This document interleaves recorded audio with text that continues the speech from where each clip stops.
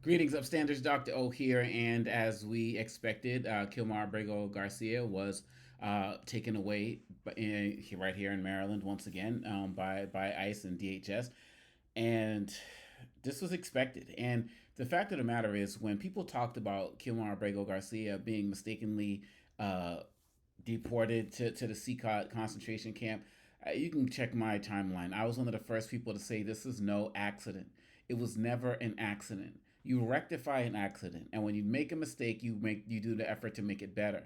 They've always wanted to use this man as some form of scapegoat about what ICE can do to you and what DHS can do to you at any point in time. They can separate you from your family. They can take you away from your kids. Even if you're here legally, it doesn't matter. Even if you're going through the process, it doesn't matter. And they continually keep the name of this father and his family in the news because it suits their goals. It suits their mission. And now they're coming up with some false choice of having him plead guilty and choose to go to Costa Rica, which is an area, closer to home, speaks, Spanish speaking and all of that, or send him to Uganda, a country that has its own issues in terms of human rights violations, and a country where he doesn't speak any of the languages.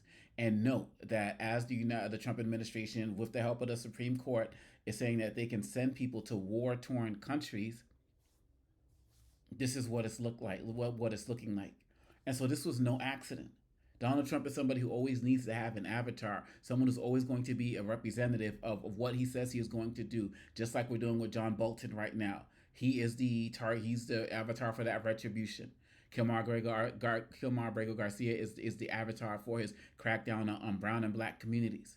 And it's never going to stop until we make it stop through our own actions, efforts, and protests. But the fact of the matter is, it's not just Trump. You see Kristi Noem, who says that she gets a particular type of pleasure in watching videos of ICE arrests. You see what's happening in D.C. and across the country as well. They put this man up there as the symbol of their heinous mindset, of their evil tactics, of their lack of humanity. To do what they're doing to this man with family, special needs kids, wife, working hard, has status to be here as well. It was no accident. And what they're doing right now with him also is no accident. And so when you see these stories, people going into their hearings, being abducted, trying to do the right thing, again, this is happening primarily to people who are Latino and some black people as well. It's not happening to other groups. It's on this level. It's intentional. It's extremely frustrating to watch.